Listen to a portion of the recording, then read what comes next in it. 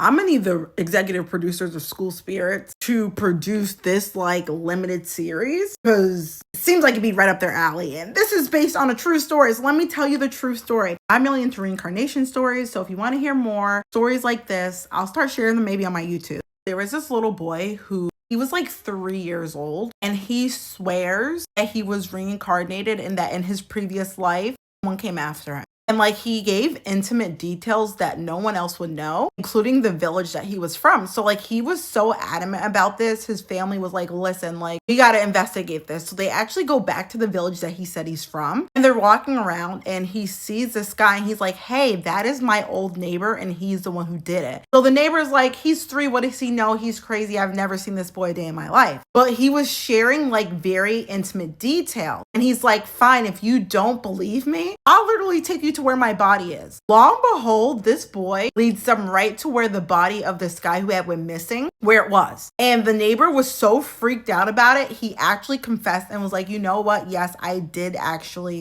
unalive this man.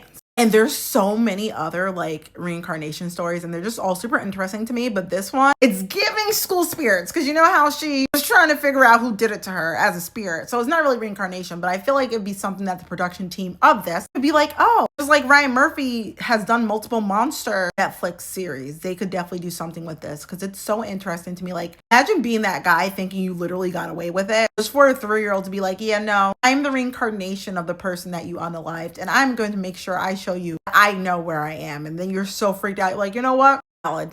Yeah, that was me.